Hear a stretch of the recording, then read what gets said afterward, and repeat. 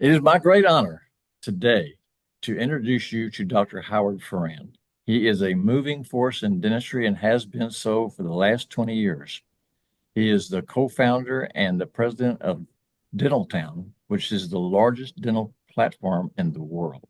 You listeners, you people who suffer from TMD pain, it's very important to listen today because Howard's contacts with dentists all over the world and he deals with them every single day.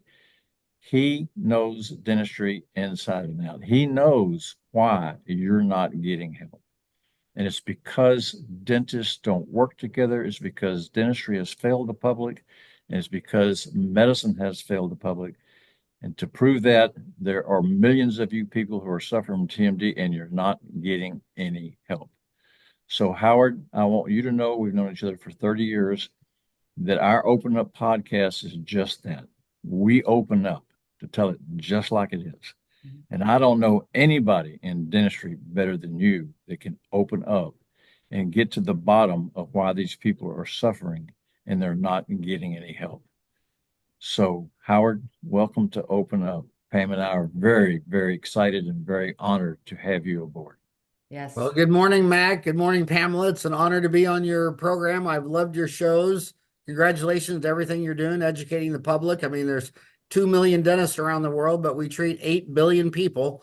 And that's why I take dentists so serious, because every time you help a dentist, you're helping, about 6,000 other people, 2,000 to 1 in the richest 20 countries, probably 6,000 to 1 average for the globe. So I always think that every time you help a dentist, you're helping thousands of other people. It's such a great way to think about it. That's so true. So, I graduated from dental school in 1972. I didn't learn anything about TMD. I didn't learn anything about occlusion. Pam and I have talked about that, and basically the same thing. Her story is the same. And I know that I can't imagine being a teacher and having you as a student, to tell you the truth. Did you raise hell in dental school about the inadequacies of what they taught or didn't teach? Well, Remember, we're opening up. We're opening up. yeah, dental school. I mean, there's the old adage, those who can do, those who can't teach. There's so many, all those things like that. But, there were so many good teachers, and, the whole spectrum from good to bad. And my favorite teachers would always, you'd ask a question and they would loan you a supplemental book. I went to dental school, 83 to 87. And that was before the internet, and there was no websites, and books were expensive. And I used to love it when teachers would engage with you, would loan you their $100 textbooks or books or things to read. So I had the full spectrum of teachers and experience. But yeah, I do think TMJ obviously is a new frontier. I mean, obviously they knew the most about extractions because that'd been going on for 10,000 years, and they knew the most about dentures and partials. So all the old stuff, was really baked into the curriculum. But where you became an international expert is the new world. And so, and you could always spot the new world because everybody agrees on about everything you can say about pulling a tooth. And you can't get two dentists to agree on anything in a TMJ. So you know it's the new world. And so I've and look at specialization. There's the ADA has 12 specialties. Do they have one for TMJ? Yes, they do now. And it all Well, started. that's different. It's not necessarily for TMJs, for pain You're management. right. You're right. I'm sorry. It's oral facial pain, which Correct. TMD is a subset of oral facial pain. But you mentioned something I wanted to pick on here. And that is when somebody has a toothache, who do they look for? They look for a dentist. They don't go to an MD, they don't go to an ENT. Now they may go to the ER to get drugs, but if they have a toothache, they know that they have a toothache. They've known for 10,000, 20,000, 50,000 years. We don't know how long. They know that they have a toothache and they know they need to go with somebody that has the ability to take that tooth out.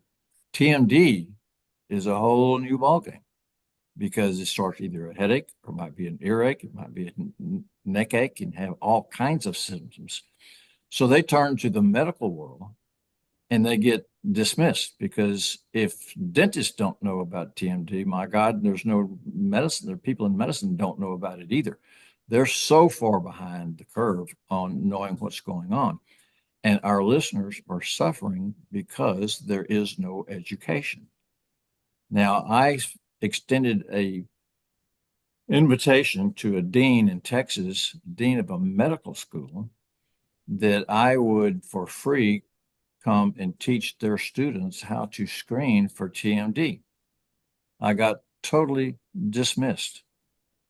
So there's no communication between our profession and the medical profession. We have separated not only in everything we do, but also in insurance and everything else. We've separated the mouth from the body, which Pam and I have talked about in other podcasts, which is basically idiotic. Can Well, I? go ahead. I was going to say, can we get this? I want to get a little bit spicy here because Howard, what I want is the fact that you have such a giant reach. You talk to dentists of all of these different occlusal philosophies, right? And I mean, we don't. We do go to different conferences and we chat. Why, with your exposure and your conversations out there, why is it that you think that dentists still are so strongly opinionated, whether if it's CR or neuromuscular or whatever the heck you want to call it? Why are they so hell bent on not collaborating with one another and just bashing each other and not helping the patient right there? Because I know, as successful as I am in what I do, not every patient is going to respond well to my treatment. So I need to be able to work with somebody else who treats TMJ and to collaborate with them. But people don't want to talk about that. They don't want to help each other out when it's actually helping the patient. What are your Well, thoughts? well, I mean, go back to what Mac just said. I mean, this is so structural and institutionalized. And one of the best books I ever read in my life was The Rise of the American Healthcare Profession by Paul Stars in 1984. Got a Pulitzer Prize, and I read it about every 10 years. Talking about back in the day when there was the allopaths there's two groups of doctors, and they went to the state board, and the government made the state boards the judge, the jury, the executioner, and they closed down all the med schools, unlicensed all the doctors. And from now on, if you wanted to open up a medical school or be a doctor or a dentist or whatever, you had to go through your state board, then the state boards became the judge, jury, and the executioner. But look, you go into a hospital, they say 8% of all emergency room visits are from a toothache, and there's no one in there that can pull a tooth. This is a hospital. I mean, can you imagine? Well, let's just round 8% to 10% because there's people seeking drugs and all that kind of stuff. But if 1 out of 10 people walked in Walmart to buy a blue doll, do you think they'd sell that blue doll? I mean, absolutely. And the fact that I can go in there and they can remove a tumor in my brain, but they can't remove a tooth. I mean, it's just absolutely crazy. In fact, if I was going to start a DSO, it would be in hospital emergency rooms, so if someone could just stand up. If this is dental, please go through that door right there. And 1 in 10 would stand up and walk into the other room and they could get treatment. So why would it surprise you that if you go in there and you have TMD symptoms, TMJ, neuromuscular, what have you, there's no one in that hospital. I mean, there's 52 different forms of specialists that work in and out of those hospitals. And dentistry, we're not even at the table. So it just it doesn't surprise me. I mean, when I did this for 30, 40 years, I mean, I worked with therapists. I when people were grinding their teeth, I sent the men to one man psychologist. Said, maybe you have some stress issues, some coping mechanisms. And I sent the women to another one. And over the years, I had so many people come back and tell me that the greatest thing I ever did for them was nothing to do with their mouth. But when I sent them, when they were grinding their teeth, and so other people are making just like a bite splint. Well, are you addressing the brain? Are you addressing their lifestyles? I mean, I know that when I'm stressed out of my mind, I'm grinding my teeth. Well, maybe so it's the newest field. The physicians and the MDs don't get along like in Awatuki. I wanted to network with everybody in healthcare. So I would routinely I invited every chiropractor over to my house for dinner. And they all did except one. Every naturopath came. 11 out of 12 chiropractors came. All the pharmacists came because that was one of my biggest referrals. People would go up there and they'd say, well, I got a toothache. Does that Ambisol work? And they'd pull out their iPhone and say, this is what'll work. And I told them, just FaceTime me. you can hand me the phone. I mean, you'd be shocked at how much you could diagnose just by talking to the person, then showing you their teeth. And but the MDs, I mean, I maybe three in 30 years came by the house. I mean, they just, I mean, I was a bastard child of healthcare. And then when you tell them about the lady, well, do you know this lady? She just teaches pelvic health. And they look at me funny, like, what the hell is pelvic health? It's like, well, you're a man and you're an MD and you're asking me what the hell is pelvic health? Where were you born? Out of a grapefruit? I mean, don't you have a mom, a sister, a daughter? I mean, so yeah, so they're real busy. They got these insurance practices which only reward high volume, low margin. So they're trying to spend as less time, least amount of time possible. And I really think we're at an inflection point. I think there's a lot of people like I changed my endocrinologist. Last time I went to my endocrinologist, I said, well, I'm only on one hormone pill, thyroid. And I said, how's thyroid? And he said, good. And I thought, good? I'm 62. This is my only hormone. Good. That's it. So I was complaining to my dentist friends. They go, yeah, I quit using that. I use a endocrinologist in LA online. And he's $500 cash, no insurance, nothing for the first visit. Then everyone after that's 250. I called him. Oh my God, we've gone down a rabbit hole. I mean, he's ran all these tests. The first thing he said, I don't even care about your thyroid yet. I want to know what your insulin sensitivity is and schedule me one of those fast deals where you don't eat for 12 hours and you drink a sugar bomb. Then they take blood once an hour for 3 hours. And I mean, so what the consumer needs to do is find someone that's a specialist. I mean, that goes all the way back to Adam Smith and the assembly line where everybody specializes in something. And it's I've known in dentistry a long time that people who really want to focus their practice on TMD, they're just so much more knowledgeable, whether or not they're neuromuscular, whether or not what camp they fall in. At least they're starting. They're in a camp. They're thinking. They're working. Everybody sees their work fail, and I don't learn anything. If I did 10 fillings, they're all perfect. I didn't learn a thing. But if I do a filling and it's all sore and it's sensitive, and I find out it's the bite or it's the material, so your failures you learn, and that just picks up over time. And dentistry is lucky that way because a lot of professions that the time doesn't make you more valuable. If you do dentistry for 10 years, you're a much better dentist. You should have more value. You do it for another 10 years. I mean, 20 years of dentistry compared to someone who just graduated from school on Tuesday. I mean, you learn a lot. But look at in my company where we have websites, electrical engineers and programmers, it's completely different. Imagine graduating from college right when the world was going from vinyl records to CD-ROMs. And you're a CD, you're a programmer, you're an electrical engineer, and you go into the CD world and you're making great money and your industry is expanding and all the vinyl shops are shutting down, losing their job, losing their pension, all that kind of stuff. And then after 10 years, you think, man, I've been doing CD-ROMs for 10 years. I'm really great. Then someone walks up to you and says, you're toast. Now we're switching to MP3, and you didn't learn anything about MP3 in school, and now you're going to be replaced. And it's the same thing with programmers. I started Dentaltown 25 years ago, and there's all these people that mastered HTML and C++ and SQL Server, and now it's all Python. And that the computer world's getting turned upside down. They have twice the unemployment rate of everyone else because if you've been a traditional old school programmer for 25 years and you don't know Python and ChatGPT, I have no use for you. And so dentistry, they go to dental school. They have all the old curriculum of the fillings. They're still teaching you how to do silver fillings and extractions and dentures and partials. Well, I don't want any of my 8 grandchildren to end up with a denture or a partial or having their teeth extracted. And if they're stressed out of their mind and school and social media and pandemics and working from home and isolation, I would think TMD, stress, I would think a lot of pathologies are skyrocketing, going through the roof.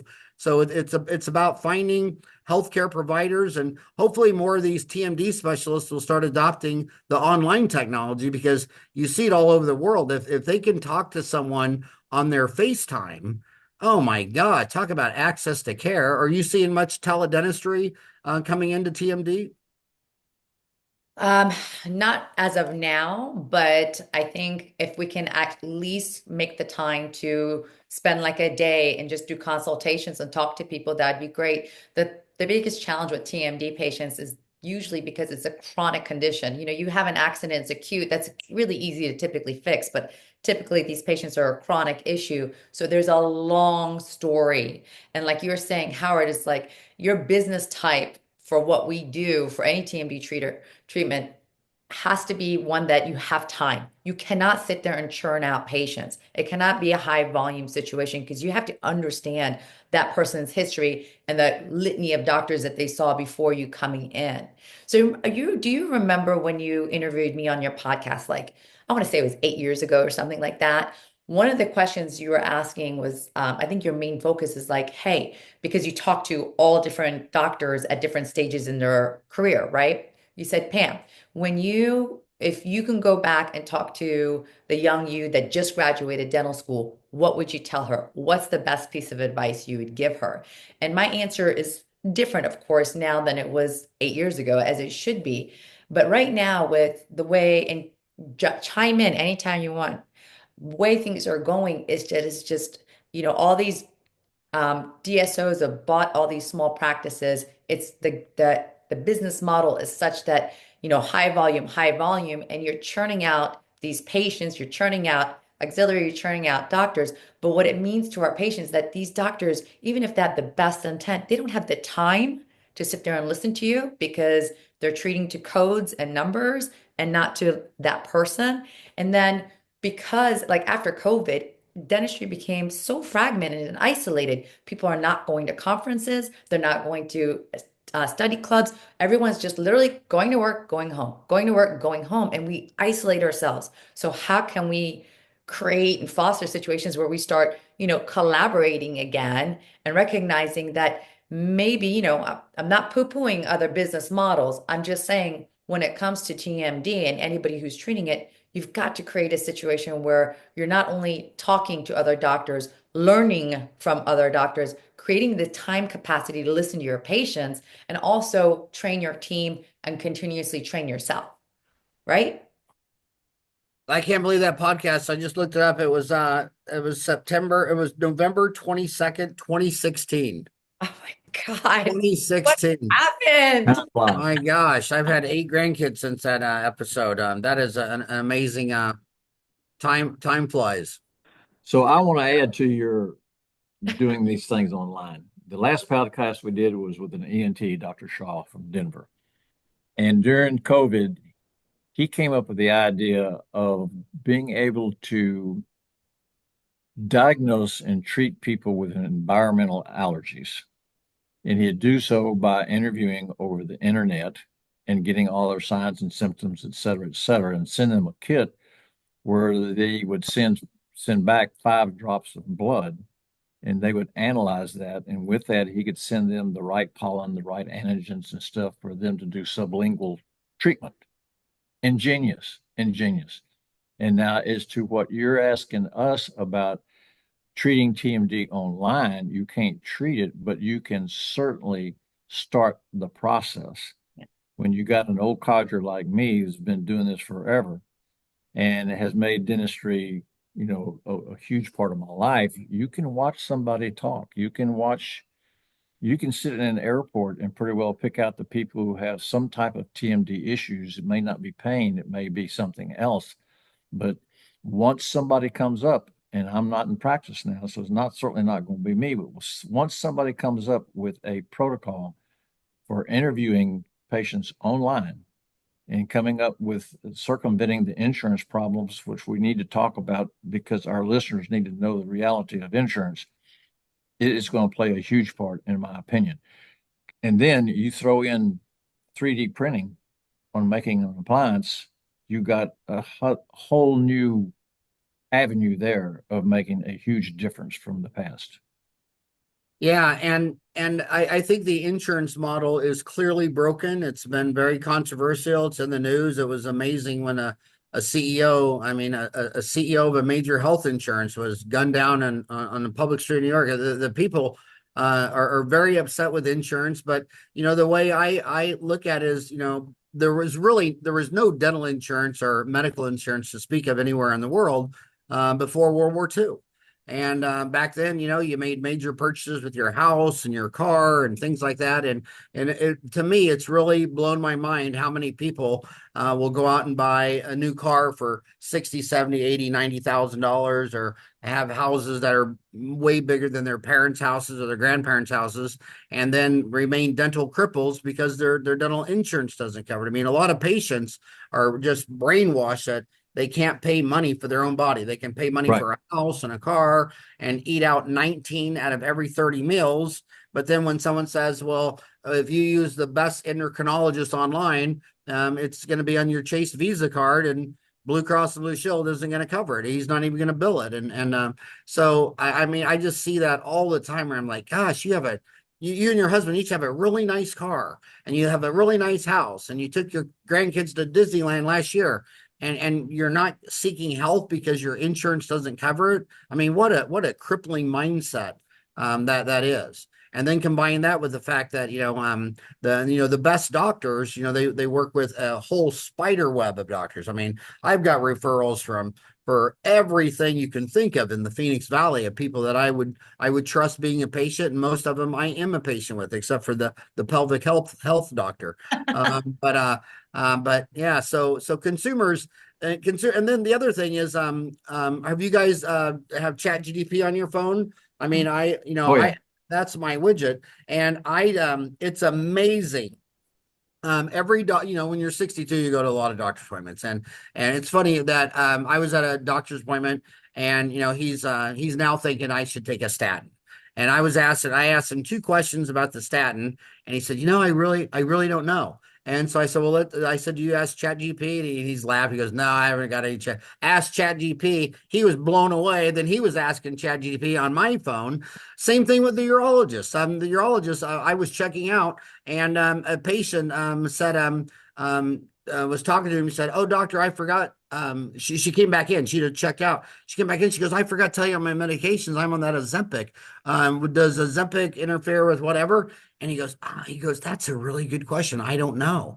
And I said to him, I said, "Well, do you use ChatGPT?" And he laughed. He says, "What? No." And so I asked ChatGPT right there, and he listened to it. And then he had a follow-up question for ChatGPT, and we all got answered right there. So I mean, and the next really really big thing. I mean, first it was the internet, and I lived through the internet revolution, and now we're in the AI revolution, and that's what I've had to do here at Dentaltown. It's very painful, where these programmers have been with you for 25 years.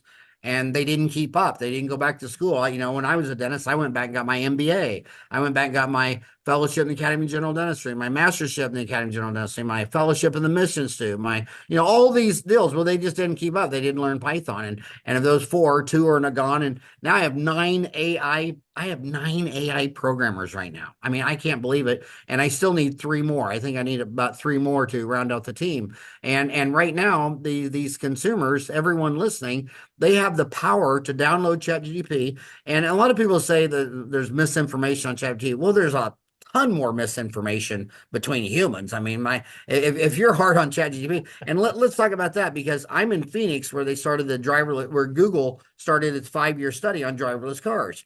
And after like 5 years, it ran over one guy jaywalking in the bar district, right? And everybody just freaks out. Yet on that same exact day, humans killed and ran over like 11 people. And if you look at how many people are killed by humans driving while they're on their cell phone, texting, eating, and talking to their kid in the back seat, and it's the same. But with ChatGPT, everybody's talking about this NVIDIA, this Jensen guy about this hot new CEO. He's not a hot new CEO. I've been following that guy for 30. He's been the CEO for 32 years.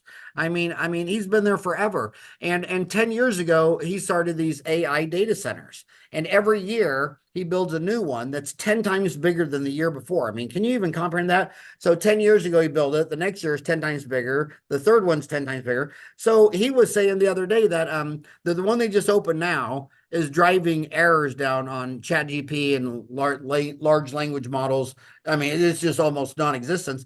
But the one they're building now is going to be 10 times bigger. And then the one after that will be 10 times bigger than that. So in 2 years, the data processing will be 100 times bigger than it is today. And they have mathematically proven that at 100 times better, ChatGPT will have a perfect IQ with no mistakes. And I think it's ready for prime time right now in dentistry because I've been I talk to that thing about dentistry all the time, and I'm amazed. And you can even ask it for a referral. Is there anybody? I live in say I live in Beeville, Texas. Is any dentist in Beeville, Texas, have a focus on TMD or is real written on TMD? And it scans all available information. That'd be all their posts on social media, all their anything they've ever done, and even on like our podcast, they take that and they translate it for captations, and then they're machine learning your captation. So that hour-long video you did with me, I guarantee you, Google has already translated that video to text for captions and machine learning that. And there is just amazing good information. And in fact, the only errors I've seen on it in the last like 3 months, I've caught a couple dental errors on one. They on which crown was more abrasive, the porcelain or zirconium. I found an error there, but it was slight. But the biggest errors are in sports. Where they'll say, no, there are no scheduled NFL games today, and I'm like, no, I just found it somewhere else. So the stuff coming out today is where they have errors, but stuff that came out a week ago or a year ago, they own all that information. So I would really think that every dentist, everyone in TMD, every patient should start, incentivizing yourself. You should worry more about yourself, your condition. Like if I'm on thyroid, you're not. This is my problem. I need to own it, and I need to quit going into a doctor's office is like this helpless person that's just at your mercy, and I know nothing. You have the availability. And on Dental Town, there's a lot of threads about ChatGPT where there were, a friend of mine, Steven from Texas, he was at his doctor and he was saying something. He says, well, what about, I have this other symptom with my fourth index finger on my left hand. Is that related? And I said, I don't think that's related. So he pulled out his ChatGPT and asked ChatGPT, and it absolutely was related. It was actually a big clue to something. And so it just blows my mind how many healthcare professionals are not even using AI. In fact, Wall Street Journal did an article the other day that with everybody talking about AI for the last several years, and everybody saying that it's this biggest hype stuff, that in fact, it was like 4.7, less than 5% of all the businesses in the United States surveyed even have an AI initiative going on. They're just clinging to the old way of doing everything. And it's just amazing. So just use artificial intelligence. Get religion on artificial intelligence. Don't have these biases. Everybody says it's going to take over the world, and we're going to be, that's humans are crazy. They're drama queens. I wish AI was at a place right now where I worried it could take over Phoenix. You can barely get it to make a correct image, and they're worried that it's going to take over Phoenix. Okay, you can't make an image, but you can take over Phoenix. But yeah, I would adopt this AI. I would start telling it all the symptoms. Plus, it learns you. So maybe it's learning other things like, oh, you're also in the middle of a divorce and just lost your job, or you had a bicycle accident or a car accident, or you got in a fight, or it's just putting all this stuff together about you. And it's really becoming your personal assistant. And that's the next big thing. The next big thing now is coming out is agents, where in the old day, I'd say, oh, I think I should go to Disneyland, and I'm gonna text all my kids and grandpa's treat, and I'm gonna get a big Airbnb house out by Disneyland, and so tell your agent, so why don't you find me an Airbnb on the beach within a couple miles of Disneyland and rent it. I want to go there next Friday after work, and I want to come home Monday morning, and you're done. And the next thing you know, it's and send a text to all four of my boys, see who wants to go, and then get enough tickets for Disneyland. And then it sends a text, it confirms who wants to go, it buys the tickets, it rents the Airbnb. It is your personal agent. And then when that software gets put into these robots that Elon Musk is making, we're at the dawn of a revolution, but it's coming sooner than you think. But right now, for TMD, start asking and telling ChatGPT all your symptoms and looking for a local provider in your area.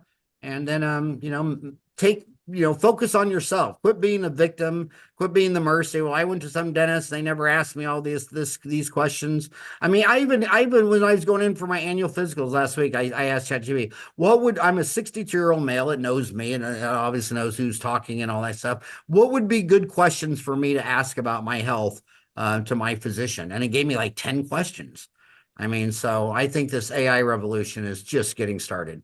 So, Howard, I've been using ChatGPT as soon as it was available in the market, and it's incredible. And now it has told me some information was not correct, and I immediately responded and said, "That's not correct." And it corrected itself. So, and it does remember you.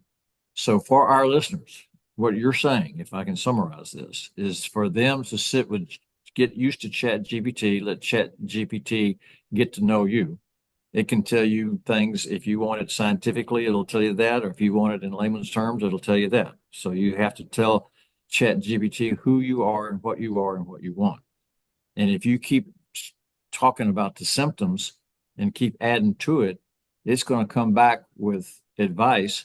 Now, so the question is, in the old format, you had SEO search engines, you had this, and you had to get a web designer to put all the keywords in there for a patient to find you for what they're looking for.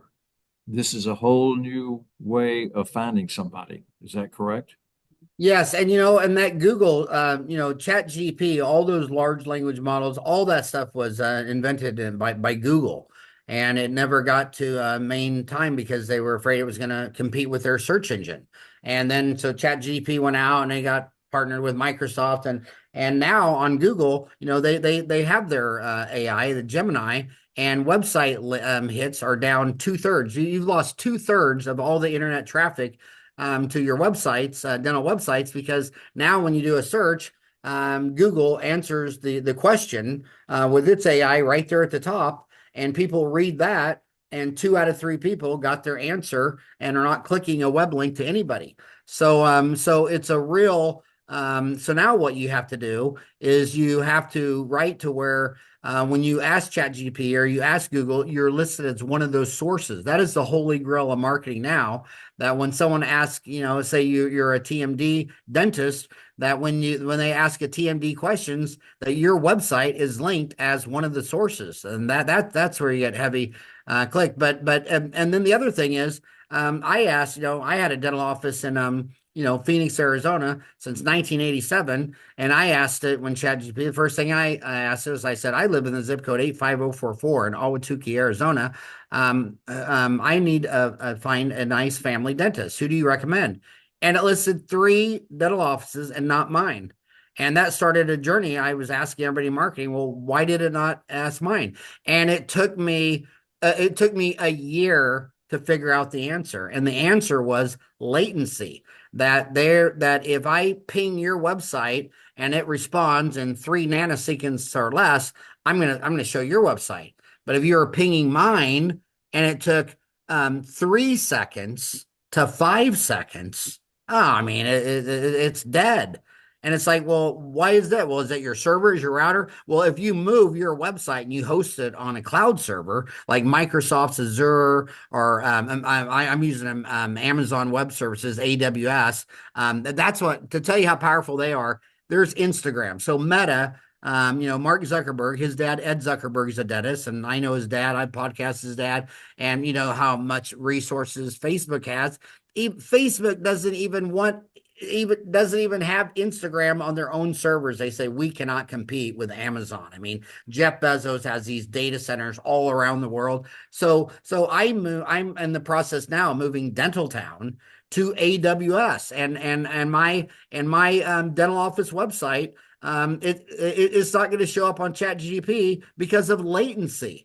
So they're not even going to get to my information or my articles or anything I've written. It comes down to speed. So everybody needs to have an AI programmer friend in their backyard. And by the way, MIT, they decided that their biggest gift to humanity, instead of graduating a few thousand graduates every year, is to put all their courses online for free. and they have an AI program where I know people. They have an AI school. It's like a 6-week program, and when you graduate, you get a certificate. And they're landing AI jobs for $85,000 a year just from a 6-week certificate from Amazon. But it's going to work out for the employer because they're motivated. They took the course, and a lot of the AI is just knowing how to use it and knowing how you ask the question. Garbage in, garbage out. The more you can ask the question and then follow up and keep pinning down, but AI is just amazing. And yeah, so dentists, I would not be hosting your dental website on a server that's underneath your staff break room. I mean, that's not gonna that's not gonna win you many friends on ChatGPT and Claude and Google Gemini and Perplexia. It's a very fast moving world. So we have this open up podcast for the public because they need information on TMD. But when you realize that it's not taught in dental school, it's not taught in medical school, then even dentists and people in the medical field they're just like the lay public when it comes to TMD. And now what you've just introduced is the same thing. Dentists need to be listening to this podcast. You need to be teaching our ICMO members, hopefully when we have our meeting in Phoenix in September, that you be the featured speaker here because this information is just It'll be an fabulous. honor. I would love to. And back to that dentist. I mean, you gotta, everybody talks about this work-life balance. I mean, well, what if your work is your life, and what is wrong with that? And so you're gonna go out for dinner on Friday night. Well, okay, well, you've gone out to this Mexican restaurant with your wife and kids 100 times.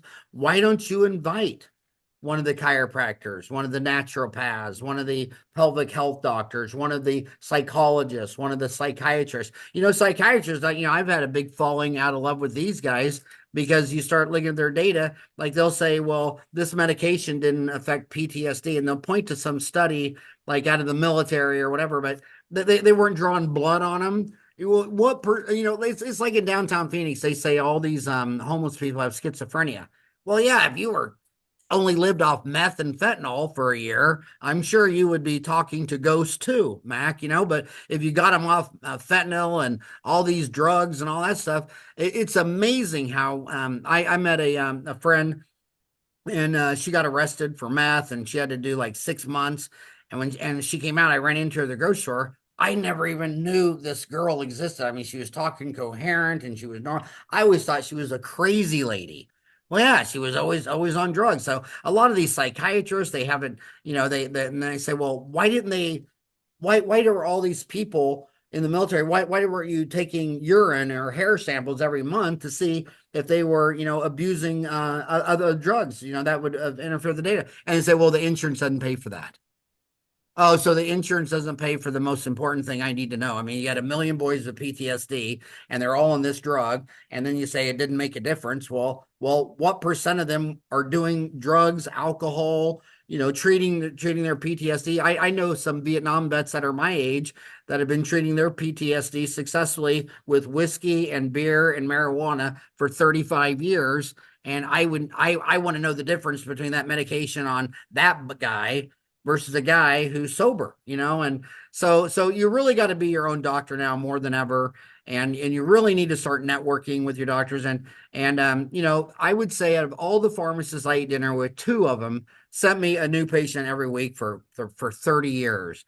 These naturopaths, these psychologists, these therapists. I mean, you don't need a lot of friends in the healthcare community in your backyard to really start making an impact where I'm educating a psychiatrist or a psychologist or a pharmacist on TMD, and they're educating me about their field.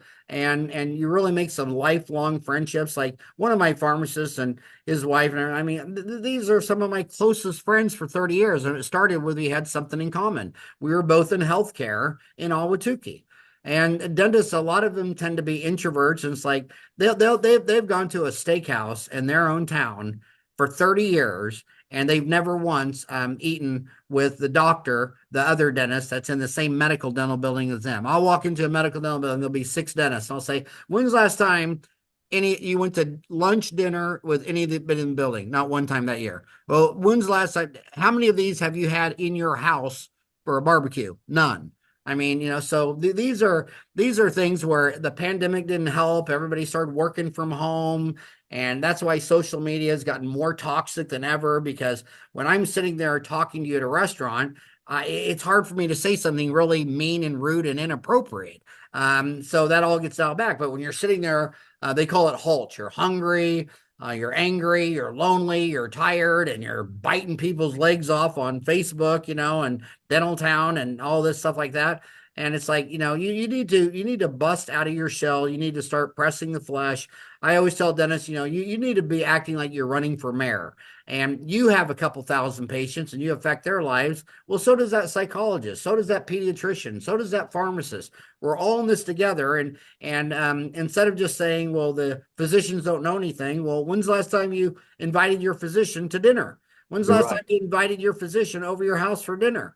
And the three that I got to my house, I mean, that was a big change in our relationship. Instead of being this doctor here, same thing with the emergency rooms. I mean, sometimes I'd be out for lunch and I'd be coming back and I'd be coming 15 minutes early, and I just thought, man, I'm just gonna whip in the where the ambulances go and park there and run in there and just see if I can press the flesh with the emergency room doctor and just say, just want to remind you, I'm Howard Fran. I'm right up the street. If they got a dental problem, what dental problems are you seeing?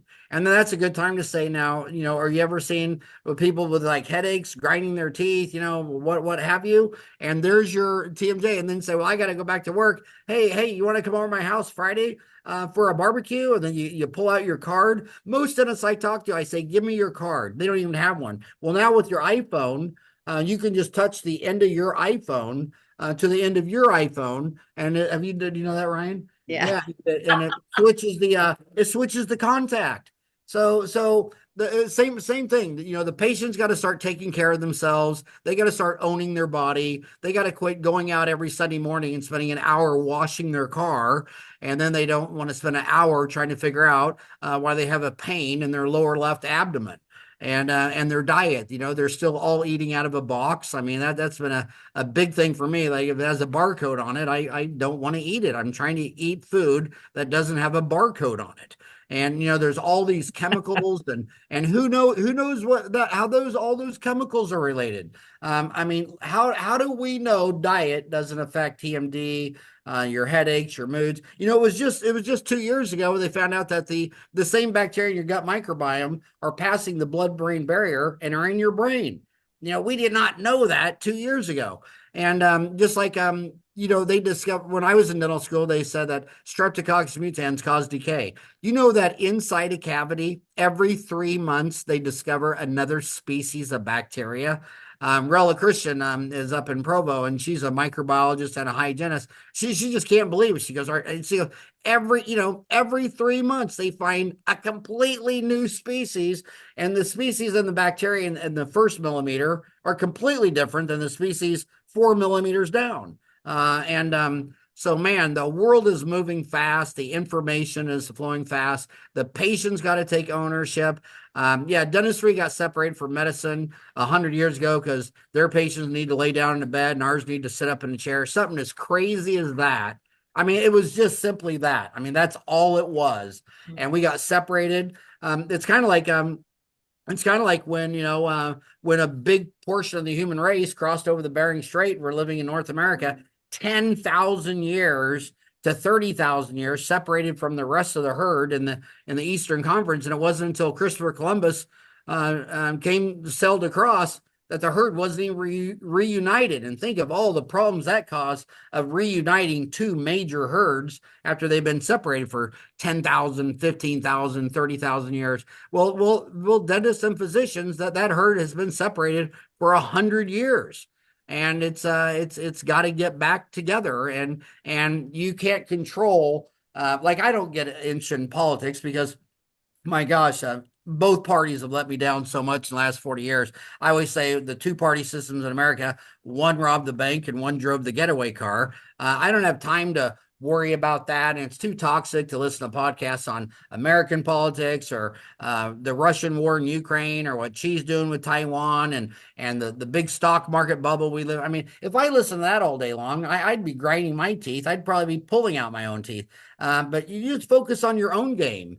And yeah, the herd of dentists and physicians got separated a century ago. Well, when's the last time you asked the one animal doctor in your backyard to come to your house to share a meal? I mean, it's just humans are just that simple. And the more they get out there and run for mayor, the more they're going to educate the physicians and the pharmacists and by the way, the chiropractors, when you ask a chiropractor or a naturopath, they're so honored that someone even acknowledges them. They're like, really? You think I deserve to be at the same table as a dentist? Wow. The physicians are the opposite. They're at the top of the food chain. They're allopaths. They're like, I don't have time for that. But you can you can change that. I mean, what physician doesn't want to go have a free steak dinner, my treat, on Friday night at his favorite restaurant in Ahwatukee? I mean, yeah, let's go to CJ's and shoot some pool and have a beer and eat some dinner, my treat. And then these discussions come up, and then who benefits? Well, if I got a couple thousand patients and she's got a couple thousand patients, we all get smarter. And then Okay, between dentists, so we have herds in dentistry and TMD, just to make it simple. You've got your different camps. You got Pankey, Dawson, Coyce. You got neuromuscular. You've got, these different camps. And my idea is to start this is to get those different camps to get together and at least find where we have a commonality that we can agree upon. To at least start some kind of movement where the herds do merge for the benefit of the public. And if we don't do that, I think it's idiotic. But do you think the egos and the hubris is going to allow that to happen? Well, continuing education, your state board wants you to take it, every year. In Arizona, every 3 years, you got to prove that you had an amount of hours. I think it's 15 hours a year for 3 years. But what I did is, I would find myself, I would go, I started off at Pankey and I went to that, and I believed it all hook, line, and sinker.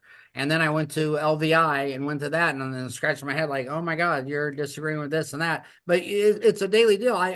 If I wanted to really know a lot about TMD, I would go to all the camps over the years. It was the same with implants. I mean, I started off with Carl Misch. I mean, I literally thought he walked on water. I still do, actually. But then you would listen to other ones from Europe and around the world. And I remember when the Europeans were going with short and fat, and I thought, well, I'm short and fat. I should get behind these short fat implants. And the Americans are all about how long it got. Could they get 14 or 15 or 16 millimeters? And it turned out the short and fat ones were actually just as good. So I would just keep learning. And now with online CE, I mean, it used to be like, oh, really? I got to go to the Chicago Midwinter, and it's in February, and it's freezing, and airline tickets and all that stuff. Man, it is so easy to watch an hour online CE course. YouTube. It is amazing. I know a dentist that's a really successful implantologist around here. And he started, he got out of dental school. He didn't have money, and he was married, already had a couple kids. And so he just come home every night and he'd put the kids to bed at 8:30. And then he'd spend 1 hour on YouTube, just giggle dental implant surgery. And he just started watching YouTube videos. And you could do that with TMD. I mean, it's amazing how much you could just learn off YouTube. And then the online CE and then networking and pressing the flesh and running Tamara. You need to start going, if I'm a big Pankey dentist and I don't like the guy across the street because he's a big LVI Bill Dickerson disciple, or this one's Coyce or this one's Spirit. My God, you're dentists. You live in the same town. What a perfect relationship. Let's all go to dinner. Let's come to my house. And I think that when they're sitting in different offices, giving second opinions, it's easy for them to trash the last dentist. But it's really hard to trash the last dentist if it's you. If you're both having a cheeseburger at a bar watching the football game, talking about the difference between LVI, Pankey, Coyce, Spear. And so again, I'm a big people person, and I know you are too. I mean, I've watched you for 30 years. You're as people person as they can get. I would love to have your people skills, and especially in boot camp days, Walter Haley. I mean, you're amazing. You had an amazing impact on my life. You taught me so much. That's why when you asked me to be on the show, it's like, I'm not going to talk about TMD. You're my teacher. I mean, yeah, I should be sitting here listening to you, taking notes.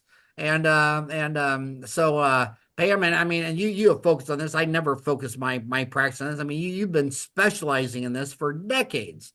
I mean, 10 years ago you knew 10 times more about that than me. So I imagine that's been tenfold too. So now you probably had 100 times more knowledge than me, and that's how healthcare works. I mean, like say, like I go to an endocrinologist, I go to a urologist, I go to a family physician. I went when I turned 60, I went to have a heart guy check out my heart. Lungs, I went and had the CT scan of the lungs and the heart, the calcium deal, and everybody's telling me something different. And then I take that and and you get second opinions on chat GDP and you tell your doctors, you communicate, well, he wanted to put me on a stat. And I said, well, these are my concerns. And chat GDP answered them and concerns. And when it was all over, I decided, yeah, I think I will benefit from these stats because, you're the top two things you're going to die of is you're going to drop dead of a heart attack or you're going to have cancer. And, so it's really, I think it's really exciting. Howard, I think I know my favorite thing about your Dental Town platform is the fact it is an open discussion and you have people that are always bringing something to the table and not everybody agrees. And I love the discussions that it brings up. That is beautiful. And to our listeners, what I think they should get the most out of what you're saying, aside from using artificial intelligence to help seek out what your needs are. I think it's genius. I don't talk to my patients about that, but I will adopt that for sure. But it's the fact that if you have a dentist that you go to for a consultation and they sit there and bash the other doctors before you, I'd be very cautious. To me, that's a red flag. That tells you that this person is not doing what you're saying, Howard, which I totally agree. Get out there, press the flesh, talk, because that's how we all get to learn from one another. Even if, for the dentists that are listening, I can't tell you how many doors are shut in my face. They don't want to talk. They don't have the time, they're not interested. But so what? As a clinician, you don't just stop. You just keep going at it. Be that squeaky wheel, get those connections so that you can collaborate. Because when what doesn't work for me, again, I know who to refer to. And like you also said, Howard, it's usually a multifaceted issue. It's not just a joint. What if they're going through a nasty divorce with just spiraled situations, like an underlying condition out of control? There's other things that need to be at play and integrated into the treatment and the conversation, right? Absolutely. And like Motri said, if you can't feed all the world's hungry, we'll just feed one. If you can't change all the physicians' attitudes, we'll just change one. Mhm. And the same thing with the patient. They need to own their body and they need to treat their body like they do their car and their house. And if they knew how many of their conditions were from the money they spent eating 19 out of 30 meals out, or they don't even know what they're eating. And then when they're at home, they eat out of a box and a can. And we're just learning the microbiology and we're just learning the stress in the brain. And there's so many facets of that. And it's a full-time job just for me to try to make myself a better version of myself today than I was just yesterday. And Sure. I know the errors when I'm doing. I know the errors when every time I walk into Chase Bank. Why do I get a sucker out of that jar? I mean, well, really? I mean, maybe I should change banks just to a bank that doesn't have suckers. Maybe if I switch to Wells Fargo or someone else, maybe. But yeah, just try to work on being a better version of yourself. And yeah, Well, Howard, I have to say this is that you have given dentists the ability to do that through Dental Town. And you should, I respect you tremendously for being able to do that. One of my biggest frustrations in life, and the reason I'm writing the books and I'm doing what I'm doing, is I wish every dentist saw the light as I did as a younger man and saw how the dental profession can be fantastic if you become professional.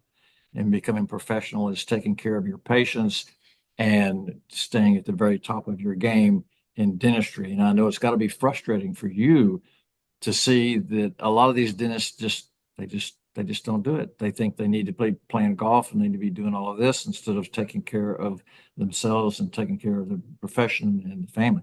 Walter Haley did say one time, "You dentists worry so damn much about profession. Let me tell you what professional is.